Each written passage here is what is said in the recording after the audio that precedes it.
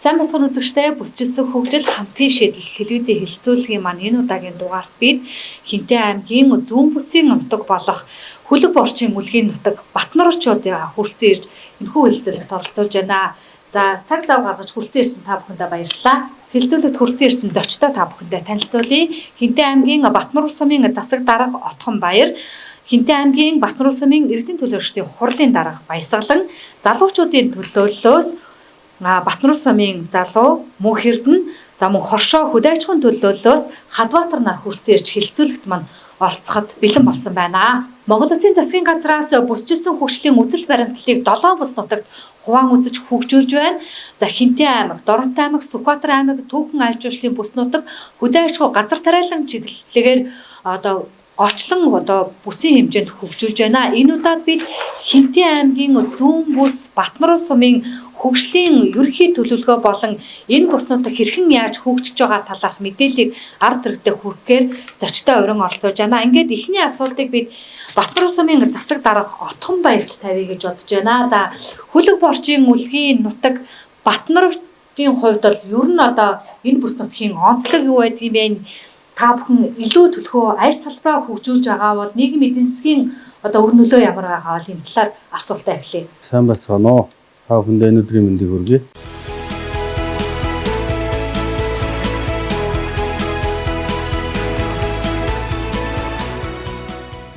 За Хинтээ аймгийн Батнар улс сум буюу Хинтээ аймгийн дөрвөн бүс нутгийг хуваасны зүүн бүс нутагт манай сум оршдог. За одоогийн байдлаар 5700 хүн амтай. За 312,000 орчим мал аж ахуйтай ийм томоохон сумдын нэгэ 7 багтай үйл ажиллагаа явуулж байна. За манай сум бол Монгол улстай андлын нутаг гэдгээр алдартай. Яг тэгэхээр Чингис хаан, Тэмүүжин, Боорч хоёрын анд оролцсон үлгийн нутаг. За үүнтэйгээ холбоотой түүхэн бас баримтууд, хөхөөрийн тал гихчлэн ийм бас түүхэн баримтууд ихтэй ийм сум байгаа. За тэгээд бас манай сум бол тал хээрийн бүс нутагт оршдог. За Хинтээ аймгийн Баянговаа, Нориулан, Батнар гэсэн ийм гурван сум бол Хинтээ аймгийн зүүн бүсийн сум маа гэдэг ийм тодорхойлтыг Хинтээ аймгийн иргэдийн хурлаас гаргасан. Үүний хүрээнд Хинтээ аймгийн зүүн бүсийн хөгжлийн төв гэдэг ийм сумаар бас тодорхойлогдсон ийм сум байгаа. За манайх бол бүхэл төрлийн үйл ажиллагааг өрнүүлдэг. За жишээлх юм бол Хинтээ аймгийн засгийн газраас зүүн бүс нутаг Хинтээ Дорн Сүхбаатрыг аялал жуулчлал, арчимдсан хөдөө аж ахуй гэж тодорхойлсон. За үүний дагуу манай сум ч гэсэн аялал жуулчлал, арчимдсан мал аж ахуйгаар хөгжнө гэж эрхэм зорилгоо олгосон. За үүний дараагийн томоохон зорилтууд манай Батнар улс сум бол яхаа аргагүй улсдаа тэргүүлдэг ийм уул уурхай бас нилээдгүй ихтэй. Ялангуяа энэ хайлуур жоншны үйл ажиллагаатай бэрхийн маань том уурхай байна. Төшгөлсөн олон тойрсон уурхайтай. Тэгэхээр яалтчгүй Монгол Улсын эдийн засгийг бүрдүүлэхэд өнөөдрийн байдлаар оруулж байгаа хувь нэмэр бол уул уурхайн салбар. Тэгэхээр хариуцлагатай хуулийн дагуу явж байгаа хариуцлагатай уурхайг бас уурхайн салбарыг хөгжүүлэх ийм зорилготой явж. За дээрээс нь манай 2100 орчим гад тариалтыг хийдэг. Ийм сум сүүлийн жилүүдэд бас тариалт ургац зураалт маань нэлээдгүй эрчимжиж ингэж хөгжиж байгаа.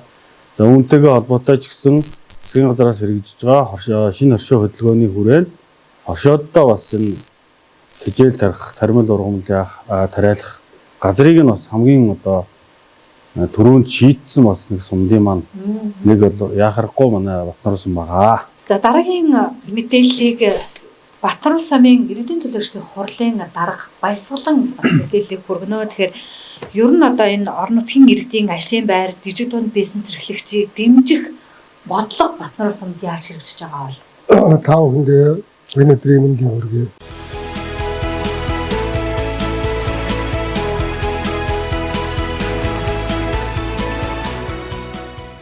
Тавраа засаг даргын бүн дээр гарлаа. Бүсчилсэн хөгжил тухайн орон нутагт хэрхэн өрөө өгөөж өгөхийг тэнд ажиллаж амьдарч байгаа ард иргэд маань хэрхэн яаж ажимдрлаа дээшлүүлж бүсчилсэн одоо энэ хөгжлийн түүцээтэй гар нийлж алхах юм бэ гэдэг дээр олон ургалт санаачлаг бодлого хөтөлбөрүүд гарч ажиллаж байгаа.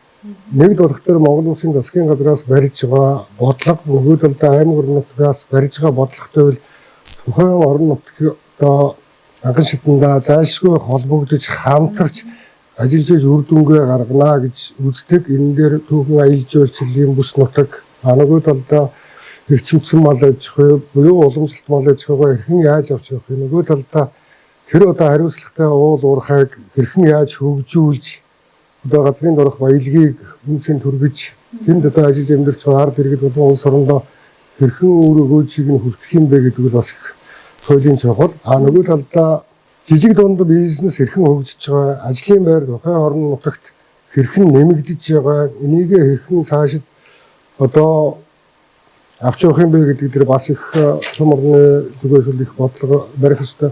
Зам дагаж хөгжил гэдэг олон улсын чанартай хэвтэ чингэлгийн зам одоо Батнар сумаар дайран өнгөрдөг. Улаанбаатар хотоос 430 км, Өндөрхаан буюу Чингис хотоос 100 км-ийн зайтай оршигч гэсэн одоо олон улсын чанартай зам дайран өнгөрч байгаагийн нэг давуу тал бол нөгөө талдаа түүхэн аялал жуулчлалын газар нутаг байна. Нөгөө талдаа зам дагаж хөгжил гэдэг шиг одоо энийгээ дагаад бас аялал жуулчлалын одоо жижиг дунд бизнесүүдийг хөгжүүлэх тал дээр нэлээд төлхөө ажиллаж үр дүнгууд нь бас тодорхой гарч байна. Шинэ оршин хөдөлгөөний хүрээнд бас хоршооны дэмжлэг авч одоо эрчимсэн мал аж ахуйг хөгжүүлэх тал дээр бас маш олон ажлын байрууд нэмэгдэж гарч байна.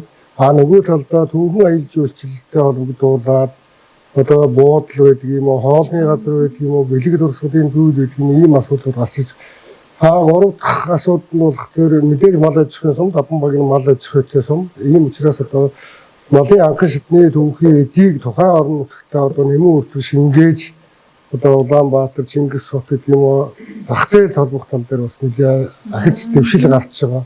Жишээлбэл одоо 2-3 бойны одоо газрууд ажиллаж байна. Энэ бой одоо анхны удаа бол зөвхөн малчтын гар дээрээс малыг авч одоо эдийн засгийн эргэлтэнд оруулж боолж одоо зах зээлд нийлүүлэхээс гадна одоо дараагийн шатнд явах хэрэгтэй тайвар бүтээгдэхүүнүүдийг нь боловсруулж одоо малаас гарч байгаа бүхэл бүтээгдэхүүнүүдийг жижиг дунд бизнесийн аргаар одоо боловсруулж ингэж боловсруулах ийм ажил гарч байгаа. Нөгөө талдаа Батнар суманд хуучин одоо социализмын үеэс одоо газрын дорох баялаг үнэт металл жаншиг дагсан одоо эвдэрсэн уул уурхайнууд маш их хаягдж орхигдсон байдаг. Энийг дагаад нэлээд олон баяжуулах 2-3 баяжуулах үйлдвэр барьж байгаа. Энэ дээр тухайн орон нутгийн ард иргэд ажиллахаасаа гадна тухайн одоо газар орон нутгаас гарч байгаа баялаг одоо эцсийн нэмэн өртөг шингэж ингээд зах зээлд одоо гарч байна л гэж ойлгож байгаа. Тэгэхээр бол хүсчилсэн хөгжилтэйгээ уялдаа зүүн бүс нутгтайгаа уялдаад ингээд цаашдаа хөгжихдүүл сум орны одоо ирээдүйн бас нэлээд өнгөлөг гэрэлтэй харагдж байгаа. Энэ юунаас харагдж байгаа гэхээр ажлын байр нэмэгдэж жижиг дунд үйлдвэрүүд тэр хэрээрээ өсөн нэмэгдэж байгаад бол бас үр дүн гарч байна л гэж үзэж байгаа. Баярлалаа. За тэгэхээр Монгол Улсын засгийн газар шинэ хоршоо хөдөлгөөнийг маш эрчимтэй хэрэгжүүлж маш үр дүнгээ өгж байгаа одоо ажлын нэг бол яалтчгүй мөн. Тэгээ энэ дундаа Хинтээ аймгийн хэмжээнд Хинтээ аймаг бол улсын малын тагаар улсынхаа хэмжээнд бол нэлээд дээгүр одоо байрыг эзэлдэг. Шинэ хоршоо хөдөлгөөн нь Батнарчууд маань хамгийн их одоо дэмжлэгийг хүртэж энэ зээл тусламжид хамрагдсан. За тэгэхээр ер нь одоо шинэ хоршоо хөдөлгөөний онцлог юу вэ? Батнарчууд маань энэ одоо шинэ хоршооны зээлэнд хамрагдсаар өөр өгөөж нь хэрэг гарч ийн мэдээж алдаа дутагдaltaй зүйл байгаа үгүй бас байгаа. Тэгэхээр шинэ хоршооны төлөөлөл манай хүрэлцэн ирсэн байна. Хоршоо хөдөөжхон одоо төлөөлөж хад баатар үг үзэл бодлоо илэрхийлэхээр хэлцүүлдэг оролцож байна. За та хоршооны мэдээлэлтэй танай сум хамгийн их одоо хоршооны өр өгөөжийг хүртэж байгаа сум гэж бас бид ойлгоод байгаа штэ энэ тал дээр. За сайн байна та бүхэн өдрийн мэндийг хүргэе.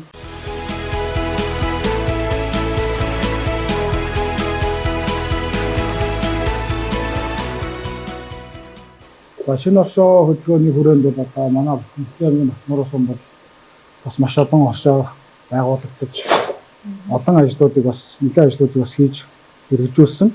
Манайд одоогийн байдлаар бол нэг 60 оршооны 154 малчин өрхий 6 төрөм гарын төвөргийг зээл тусламж авсан.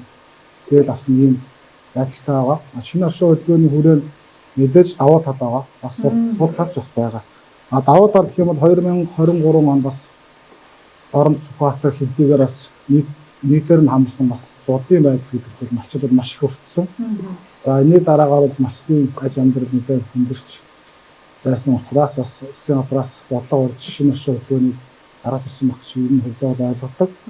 Тэгээд энэний хүрээнд ч гэсэн манай малчд нэлээд өргөн цар хүрээтэй хамрагдаж бас давуу тал нь гэх юм бол одоо үйлчлэлийн бэлтгэл байдлаа хангах, тоног төхөөрөмж, за мөн хашаа савчаа бэлтгэх энэ тал дээр бас энэ шинэ оршоо хөтөлбөрийн санхүүжилтээр бас нэлээд олон зүйлүүдийг манай малчдад хийж чадсан. Энэ нь бол давуу тал байна. Асуул тал гэвэл бас хас нэгэн янз бүрийн асуудлууд бол бас яригддаг. Ер нь бол бас манай хотын байгуулагдсан хоршоод бол бас ерөнхийдөө газар тариалан эрхлэх мал эрчимтэй малаж байгаа бас хөгжүүлэхэд бас газар мэдээж биднэрт хэрэгтэй. Тэгээ сум орон нутгийн удирдлагуудтайгаа бид нэр зөвшөөрч бас ойлгоцод хүрсэн улмаас манай сум орон нутгийн удирдлагууд бол газар тариалан эрхлэх нэг хоршоо 5 га газар мөн бас бусад эрчимтэй малаж байгаа явуулах зорилгоор нь га газар ингээд газруудыг бол маш сайн шийдвэрлэж боломж нөхцөлөөр нь хангаж өгсөн дээр бас сум орон нутгийн удирдлагуудаас хошоолчдынхаа тэгээс бас баярлж авдаг. Цаашдаа бас биднээс боломжж байгаа асуудал байгаа. Бас дундын оршооч гэх юм уу, бас бусад оршоонуудаа бас яаж нэгтгэх гэж бас юу юм үйл ажиллагааг нь бас сарамжуулах авч явах гэдэг асуудал бас тулгарч байгаа. Тэгэхээр бид нар бас оршоодоо чөлөөлөх бол бас Анти аймгаас бас дөрөж манай Батнарын сум бас оршоолчдын зөвлөгөөний Батнарын сумын хацлагын хамгаалал газар за уралтайгаа өмнө хамтарч бас зохион байгуулж шийдлээ бас ярилцсан. Цаашид оршоо яаж хөгжүүлэх юм бэ? Ямар боломж болцоо, ямар гарц арга байна гэдгийг ярилцаж бас оршооныхоо зөвлөгөөнийг хийсэн нэг бид нар бол даваа талтай байгаа. Тэгээ цаашдаа бид нар бас оршоо хөгжүүлэх юм, дундын оршоо гэдэг энийг бас хөгжүүлэх зөв зүйтэй юм гэсэн тийм бодлого өндрийн энийг ярилцаад бидний талаас нь гарц аргагаа хайгаал явж байгаа. За баярлалаа. За Батнарын сумаас залуучуудын төлөөлөл мөнх эрдэнэ хүрэлцэн ирсэн байгаа. Тэгээд ер нь одоо хорон нутаг тэр дундаа суманд залуучууд амьдрахын ач холбогдол юу байна? Давуу талууд юу байна? Тэгэхээр мөнх эрдэнэ таны хувьд одоо Батнарын сумдаа хэдэн жил ажиллаж хөдөлмөрлөж байна? Залуу хүн ажиллаж хөдөлмөрлөхөд хэр нэн таатай сум байгаа бол? За сайн байна. Та бүхэн өдрийн мэнд хүргье.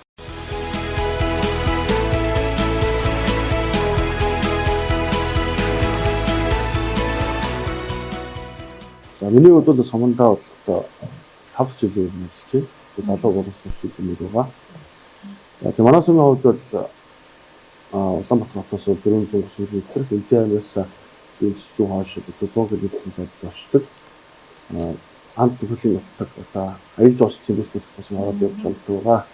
Манай сумын хувьд бол одоо залуу боловсон хүмүүстэй чиглэсэн одоо залуу хүмүүсийн шинээр ирж байгаа залуучуудтайгаа одоо дулааны шогонд холбогдсон одоо байр саваар хангах үйлчлэг тийм ажилладаг.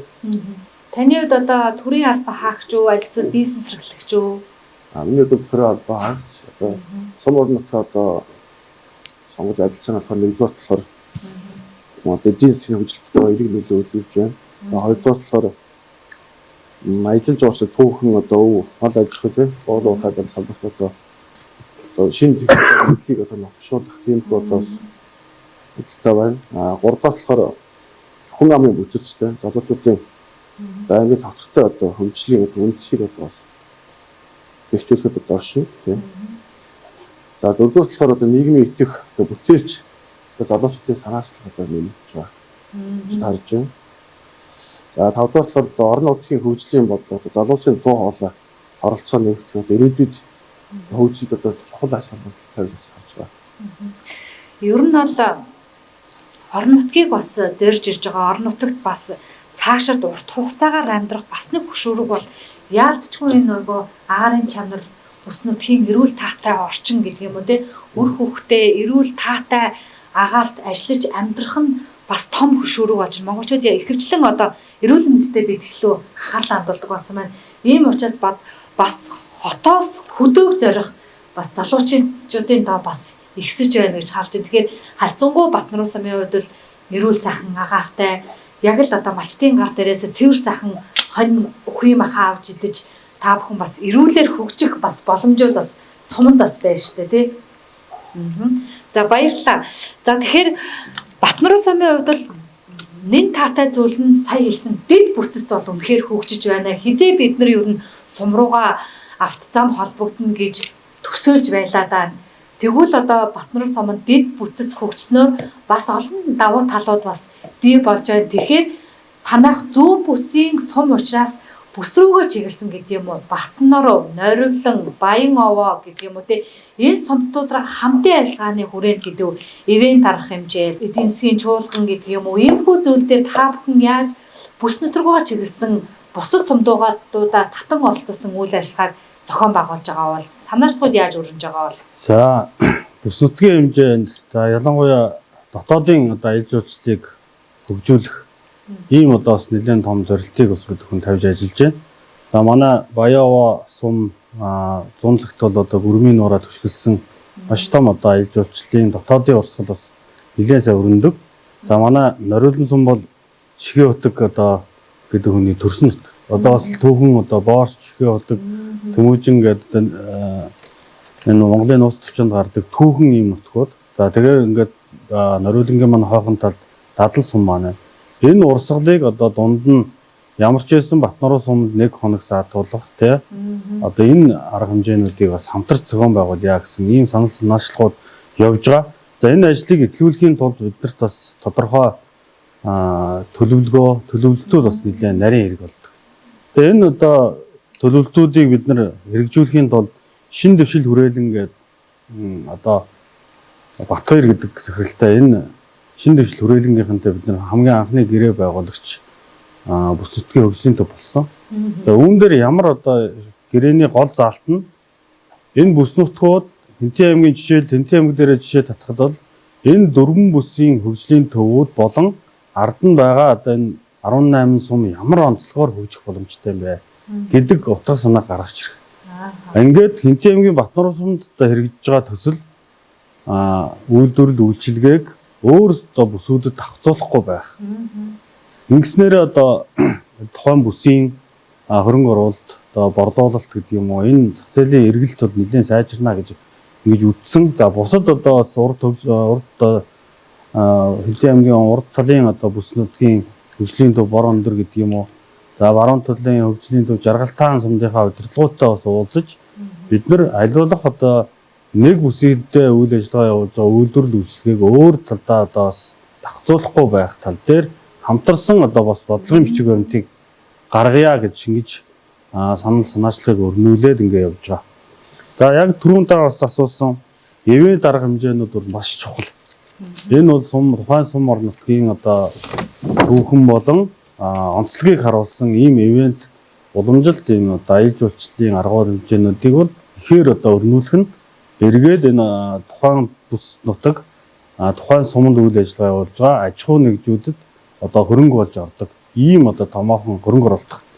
Тэгэхээр одоо манай Батнарын сумыг бол одоо Монгол улсын хэмжээ олон улсад бас таниулсан нэг том арга хэмжээ бол талын түмэн одоо гэдэг нь ивент арга хэмжээг 9 жил тасралтгүй одоо мөнх харилцаа төрийн бүс байгуулалтайгаа хамтарч зохион байгуулсан. За ингээд зохион байгуулсны хүрээнд өнгөрсөн жил буюу 2024 оны 11 сард Хэнтийн аймгийн одоо Хэнтийн аймагт зүүн бүсийн арга хэмжээ олон улсын арга хэмжээ болж өрнүүлэх Стама Зүтема гэсэн ийм одоо Хэнтийн аймгийнхаа удирдлагуудтай зөвшөлдсөж бас энэ арга хэмжээ маань олон улсын буюу Монгол улсын зүүн бүсийн энэ том ивент арга хэмжээ болсон.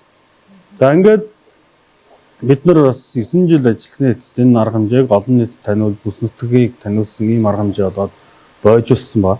Тэгэхээр үүнийг одоо бойжуулсан гэ талын түмэн адуутай 3 түмэн адуутай Батнарын нутаг яг тэр одоо нутгийн маань онцлогийг харуулсан бүхэл одоо өв соёл, зан заншил бүх одоо адуу дагсан соёл явдаг учраас энэ одоо арга хэмжээгээ Нориулан, Баян овоо гэдэг юм уу энэ тал хэрийн бүс нутагт одоо бүс нутгийн одоо сумдыг хамруулсан арга хэмжээг зохион байгуулах нь зүйтэй гэсэн энэ сумын иргэдийн хурал болон манай Батнарын сумын 7 багийн иргэдээс бас нэлээд одоо өндөр санал авч гарч санал хүсэлтийн дагуу энэ жил талын төвөргөөн 2025 гэсэн энэ одоо бас арга хэмжээг бид нэр амжилттай одоо сайхан зохион байгуулад 12 сарын 5-6-ны өдөр ингээ зохион байгуулсан. За яг энэ арга хэмжээнд бол миний төрөвчийн дурддаг манай бүс нутгийн за 2 сум, за дээрэс нь Сүхбаатар аймгийн Төмөн цогт, за Дорнот аймгийн Хөлбөмбөр, Цагаан овоо,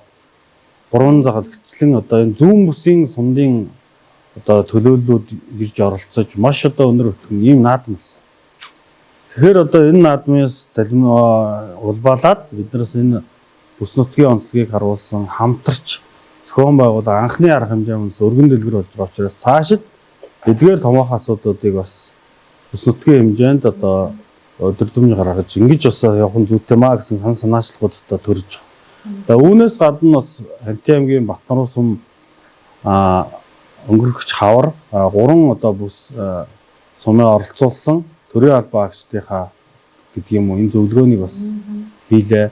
Дээрээс нь спортын томоохон бүс нутгийн арга хэмжээг зохион байгуулсан гэдэг юм. Ингээд маш олон одоо арга хэмжээнүүд зохион байгуулахын ард нь ерөөсөө энэ тухайн сумд үйл ажиллагаа болж байгаа аж ахуй нэгжүүд санхүүгийн эргэлт нь одоо орж идэг учраас энэ бол маш том ач холбогдолтой маа гэж үзэж байгаа. За баярлалаа. Тэгэхээр тухайн сумын хурал гэдэг бол бодлого тодорхойлох хамгийн том одоо дэд байгууллага гэж би үздэг. Тэгэхээр магадгүй таны хурлын дарга тантай холбогдож хүмүүс ер нь нутгаа нэг ингэж хөгжүүлээ. Надад нэг юм шийдэл санаа байна. Энийг ингэчүүл яасан гэдэг сум орон нутгийнхаа хөгжил санаа зовж байгаа иргэд бүс нутгийнхаа хөгжил санаа зовж байгаа иргэд хэр байдгийг танд ер нь ямар санаачлагуудыг хүмүүс төрүүлж ирдэг юм бол энэ их чухал асуудал да. Тухайн сум орон нутагт ажиллаж амьдарч одоо иргэний мөрхөөгөөр гадагшаа татгшаа ажиллаж амьдраад явцсан иргэд залуучууд эрдэмтэн мэргэд тухайн нутаг орондоо хэрхэн яаж юу хийвэл нутаг орон маань өнгөтэй өөдтэй нэмүү өртөг шингэсэн тэнд ажиллаж амьдарч байгаа ард иргэд маань ашиг орлоготой байх вэ гэдэг үргэлж санаа зовж явдаг ухаа гэж боддог. Нөгөө талдаа бас энэ бүс нутаг зүүн бүс нутаг гэж ярих, нөгөө талдаа бүсчилсэн хөгжил гэж ярихтай зэрэгсэл би 2-3 энэ засаг дарга олон түвний тамгын газар хийж хэрэгжүүлж байгаа тийм алзуур хустай бас бусад бүсүүд бусад бүсийн маань сумдууд бас санаачлага аваасаа гэсэн бас нэг 2-3 зүйлийг хэлье гэж бодож байгаа. Монгол Улсын ерөнхийлөгчийн тэрбум мод хөтөлбөрийн хүрээнд Батнаруу сум өнгөрсөн 25 оны хавар номрол дэвшил гаргасан л да. Энэ яаж мэдгэж байна гэхээр олон улсын шаналтай зам Батнаруу сум руу дөтлөөд орж байгаа бол тэрийг тосоод тэрбум мод хөтөлбөрийн хүрээнд хэдэн одоо гаагаар нь одоо модыг тарьж хашаажуулж үрдүнтэй одоо ургаж ингэж ихсэн байна. Энэ нь бол одоо ирээдүйд Батнаруу сум бол зөвхөн зам дагаад явах биш одоо дадлын биндрийн тэр нарсан төгөл гэдэг юм уу иймэрхүү одоо цаашдаа болох тэгээ баруун талдаа тийш шоогрлон хийдийнхээ тэр одоо ингрийг салхин дээрээ ер нь эрүүл сайхан агаар гаргаж явах ойтой бол яг жишээтэй ингээд их том ажлууд хийгдсэн байна. Тэгээ энэ нь юу вэ гэхээр тал хэрийн сум хэдэн жилийн дараа их сайхан модтой ойтой болно гэдэг шиг ингээд эхлээд явж байгаа. За хоёр дахь гол асуудал бол бүсийн төв байж болно, бүсийн сум байж болно. Хүнээ хөгжүүл ял гэж байгаа. Манай засаг даргын одоо мөрийн хөтөлбөрт орсон. Хүн хөгжиж тухайн орон нутагт одоо нэмүү өртөг шингэсэн гэдэг юм уу шинэ одоо техник технологи инновац орж ирнэ гэж үзээд энэ жил ихт бол манай засаг даргын дэмжлэгтэй хариуцлагатай уул уурхай хүрээнд 22 оюутныг 80 гаруй сая төгрөгөөр шаардлагатай мэрэгжлэр ихтэй сургуулиудад сургаж байгаа. Энэ улсууд сургууль сураад эрдэм мэдлэг боловсрол эзэмшиж яваад өгөхгүй. Эргээд сум оронтойгоо холбоотой адгийн наацхан эхний 5 жилдээ өөрийнхөө сурсан тэр одоо ойжуулах инженерээр байдаг юм уу, эрчим хүчний чиглэлээр байдаг юм уу, ямар мэрэгжил мэдлэгээр дээш мэрэгжлээ дээшлүүлсэн энэ талаараа эргээд тэр сум орондоо нэмүү өртгөөс шингээгээд ингээд явна. Нөгөө талдаа тэр бидний хүнээ эхэлж одоо хөгжүүлнэ гэж ярьж байгаа нь энийг дагаад тэр бүсчилсэн хөгжил тэр одоо яавал одоо нэг 5 төгрөгийг ард болгох яавал жижиг дунд үйлдвэрлэлийг хөгжүүлэх гэдэг зүйл маань нэлээ төлхөө гарч ирнэ гэж бодож байгаа. Маш чухал асуудал тэр хурлын байгууллага бодлого байх ёстой. Ямар бодлогоор энэ сумурн 30 он 50 он хүртэл хөгжих гэдэг хамгийн гол нь иргэдийн санаачлал бол. За иргэд маань яг юу үсээд энэ Батнар ус 20 он 50 он гэхэд ямар чиглэлээр яаж хөгжиж эрчимсэн мал аж ахуйгаа бариад хөгжих юм уу? Тэр түүхэн аялал жуулчлалаа бариад энэ нэг хоёр гэж эрен бэлтгэл аль нь одоо боломж болцоо хөрөнгө оруулалт ороод ирвэл аль нь нэгдээ. Энэ талаар манай засаг дарга түүний хамгийн газар одоо төрийн болон төрийн бус байгууллагууд хуралдаа маш бодлого өгч. Жишээ нь одоо Батнар ус маань сургуулаа төгсөөд одоо аж амьдрал одоо энэ аваад явж байгаа залуу бол сайхан төгөл байгуулъя л гэж. Батнар ус манд. Тэр төгөл нь яах ёстой юм бэ гэхээр одоо нэг эрүүл агаар гэж түрүүнд ярьж байгаа тийм ээ. Эко одоо хаус барьчаад эрүүл агаараа сүмдээ орхоо тэр өндөг дугуй автомашинаараа явдаг шиг юм. Иймэрхүү ажил асуудлууд маш их дандаа дэмжигдээд явж идэг. Тэгэхээр бид нэр хөгжлийнхөө төлөвлөлтийг хаашаа хаанаас яаж гаргагааг нь гаргаж тэрийг одоо яг бодит ажил амьдралтай болгох юм бэ гэдэг дээр л ухаан бодлоо уралдуулаад байна. Мэдээж хөгжил ярих тэр хөрөнгө заавал зайлшгүй яригч яадаг. Тэр хөрөнгийг бид нэр яаж тэр хөтөлбөртөөгөө уялдуул татах уу? Тэр суманд ажиллаж амьдарч байгаа ард иргэд төрийн ч вэ, төрийн бус байгууллагын ч вэ одоо залуучдсан Монгол улс байна. Нөгөө талдаа залуучдсан сум бүс байна. Энэ рүү яаж одоо тэр аялал тогтоо амьдрах тэргээд энэ их нүүдэл төв рүүгээ циклтэй явж исэн бол одоо төвөөсөө гадагшлах нүүдэл эргээд сэргэж байгаа ухаан гэж байна. Тэрэн дээр Батнар ус ямар бэлтгэл бэлэн байдалтай байж ич одоо тэр зах зээлтэй үнэ өсгөж хөгжлөө дээшлүүлж өрхийнхөө амьдралыг дээшлүүл ажиллах вэ гэдэг дээр бас бодлого боловсруулдаг. Манай Батнар ус бол 25 төлөөлөгчтэй. Бодлогын 5 хороотой одоо тэгээд хороод болгон маань тэр ард иргэдээс нэг санал гарч ирсэн бэ, 2 санал гарч ирсэн бэ, 100 санал гарч ирсэн бэ. Тэрийг яаж ажиллах вэ гэдэг дээр л ухаан санаа урахана уралдуулаад ажиллаж байдаг да. Баярлалаа. За хоршооны төлөөллөөс дахиад нэмж тодруулах зүйл байна. Бид энд бүсийн хөгжил ярьж байгаа. Тэгвэл манай зүүн бүсийн хоршоологчид ялангуяа одоо нориулан гэдэг бол бас л малчид олонтой. Баян овоо гэвэл одоо яг аялал жуулчлалаа дагаад одоо гүрмийн нураа дагаад тэнд бас бяцхан үйлдвэрлэл хөгжих бас боломж бас байна уу байна. Тэгэхээр таадмаар бүсийн хэмжээнд хоршооллоо юу гэж харж байна. Мөн одоо зарим зүйл дээр бас болохгүй байгаа зүйлүүд байна. Тэгвэл засаж сайжруулах тал дээр төр бас яаж оролцох үүрэг чиглэл гэж харагдаж байгаа бол таны байна. Бүсчилсэн хоршоол гэх юм бол одоо яг сая манай өдрөлтөөс ярьжлаа тийм ээ. Бүсчилсэн хоршоол бүсгэрдэг маань бол одоо тийм Батнар уу Баяава нааруулсан заа цаашаа дорнотын сумдууд гэдэг. Эднэрийг яг жижиг дунд юуны манай хоршоолч гэх юм бол манай хоршооны 3 бай байгаа Батнар сум. Жишээлбэл 3 байн дээр хэрэг зөвхөн Батнар сумын ард иргэд биш. Одоо хойноосоо гэх юм бол Баяадар нааруулсан даад дэмдэр гэж зах зээл бас ингээд Батнар сум руу орж ирэх урсгал нь ингээд харагдаж эхэлж байгаа байхгүй. Тэгэхээр бид нар бас ялгаагүй аялал жуулчлалаараа ч гэсэн яаж хүндэтгэж хоршоолгочтой хөгжүүлэх юм бэ гэсэн юм их бас зорилгоо байгаа. Манайд бас сайн явж байгаа хоршоо байгаа. Бас наад талд нь хамтлын кемп гэдэг бас нэг кемп байгаа. Тэр кемп дээр одоо манай хоршоо офисээр бас хэдэн маань үйл ажиллагаа явуулчаа. За тэгээд ийм үйл ажиллагаанууд явж байгаа. Тэгээд цаашдаа бид нар бас төрөөс ч гэх юм уу тулгамдж байгаа асуудал юм биднэрт бас асуудалтай. Одоо ингээд нэг зөндөө олон хоршоо биш. Одоо энэ чинь эргэн төлөлтөнд явагдаад эхэлчихсэн.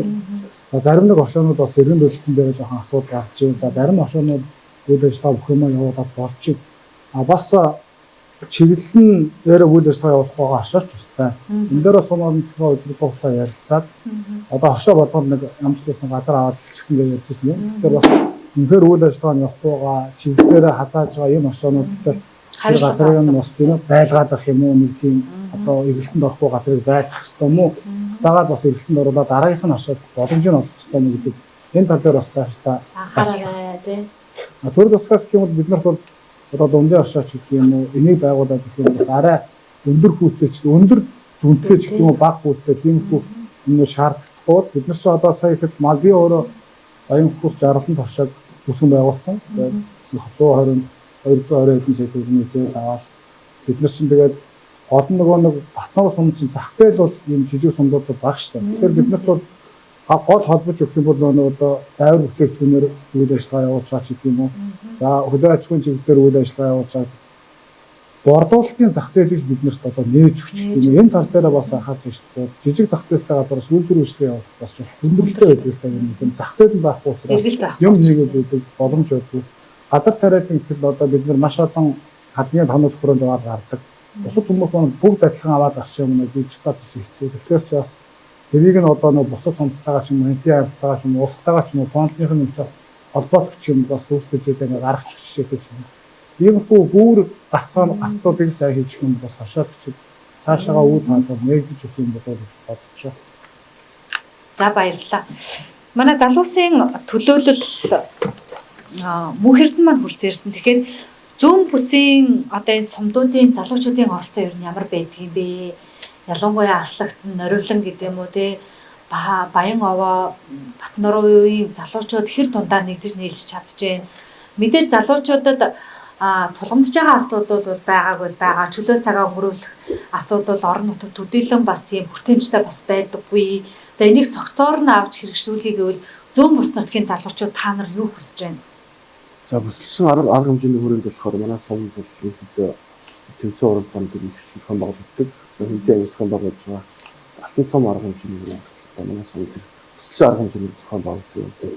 Хинтээ аймгийн одоо дөрвөн бүс болгон хувааж бүсчилсэн хөгжүүлж байгаа. Танайхаа зүүн бүсд орж байгаа. Тэгэхээр зүүн бүсийн энэ одоо тулгуур нь бол Батнар дээр байна гэж бид хараад байна. Та хэдэд одоо ингэж хөгжүүл, тэгэж хөгжүүл гэсэн хөрөнгө санхүү ер нь байх юм уу? Байна гэвэл та нар хамгийн түрүүнд бас тэрийгэ юунд зарцуулж хэрэгжүүлж явж байгаа бол Хинтээ аймаг дөрвөн бүсийг бол тулгуур хөгжлийн төвүүдийг бол зарласан. За үүнтэй холбоотой ямар нэгэн өнөөдрийн байдлаар бол тодорхой санхүүжилтийг бол хуваарлаагүй байгаа. Гэхдээ бол энэ бодлогын бичиг баримтуудаа бид бүхэн боловсруулад за жишээлбэл зүүн бүс ямар одоо давуу тал байгаа. Тал эрийн бүс нутаг за дээрэс нь одоо энэ тариалан хөгжсөн ийм одоо тариалан тарихад боломжтой хөрсөн байдаг гэдэг юм уу. Энийг одоо бас гүйц тодорхойлоод төлөвлөлтөө бид нар өөрсдөө боловсруулъя гэсэн санаачлал өрнөө явж байгаа. Учраас энэ бодлогын бичиг баримтан дээрээс нилээдгүй асуудлууд бас шийдэгдэж гарч ирэх байх гэж бодож байна. 2025 он бол бид хүн зөвхөн Энтийн аймаг гэлтгөө улсын хэмжээнд одоо төсвийн өндрөл бичсэн гэж одоо ингэж ойлгож байгаа. Үзэж байгаа. Ер нь бол энэ төсвийн батлагдж байгаа, аймаг руу хуваарлагдж байгаа. За аймагаас сумд руу хуваарлагдж байгаа төсвийг харахад бол үнэхээр одоо хүндрэлтэй энэ төсвүүд ирж байгаа. Тэгээ бид нар одоо манай Энтийн аймгийн одоо бүх сум улсын одоо 330 сум бүгд л одоо энэ нэг татварын одоо давсан орлого гэж бид бүхэн дотроо нэрийддэг. Энэ одоо орлогоороо үйл ажиллагаа сайн явуулсны үгээд хоригдлуулсан энэ өмнө дөнгөө сумынхаа иргэдийн хурлаар орж хилцүүлээд за жишээлх юм бол одоо аймгийн засаг даргын мөрийн хөтөлбөрийг хэрэгжүүлэх, сумын засаг даргын одоо мөрийн хөтөлбөрийг хэрэгжүүлэх ажлуудад төсөв санхүүг нь хуваарлаад явдаг байсан. Энэ одоо бас төсөв санхүүг энэ жил одоо төсөв хүндэрсэн одоо юугаар төсвийн хүндрэлээр энэ сумын иргэдийн хурлын одоо туталдаг энэ төсвийг бас татж байгаа нь бол одоо бидний цаашид одоо үйл ажиллагаа явуулахад бас нэлээд хүндрэл учирч байгаа. Ирэх 2026 онд бол нийт өгөө хэлэхэд энэ сумын засаг даргын мөрийн хөтөлбөрийг бас хумигдвал хэмжээнд бас хухаа гэж бид нар бол харж байна. Тэгээ одоо шалтгаалаагүй төрөөс шалтгаалаа. тий, энэ чинь альва үйл ажиллагаа явуулахад төсөвтэй байж, тодорхой хэмжээний санхүүтэй байж энэ альва үйл ажиллагаанууд өргөн болох, олон хүнийг татах ийм ажлууд явагддаг учраас энэ төсөвтэйгээ уялдуулаад одоо ингэж орж ирж байгаа. За тэгээд энэ ажлын хүрээнд бид нар бас хэдхэн хоногийн дараа бид нар сумынхаа иргэдийн хурлыг хуралдуулж одоо 2026 онд сумын засаг даргынхаа мөрийн хөтөлбөрийг хэлэлцэж одоо энэ төсөв санхүүгээ хэлэлцэх ийм хурал болох. Тэгээ энэ хурал дээр бол одоо учирсан нөхцөл байдлыг одоо үнэн бодитоор танилцуулж сумынхаа иргэдийн хурлын төлөөлөгчд маань бас энийг бас нэлээд нухацтай хандаж ирэх хэдэн жилийн одоо төлөвлөгөөг маань баталчих ухаа гэж бодож байгаа.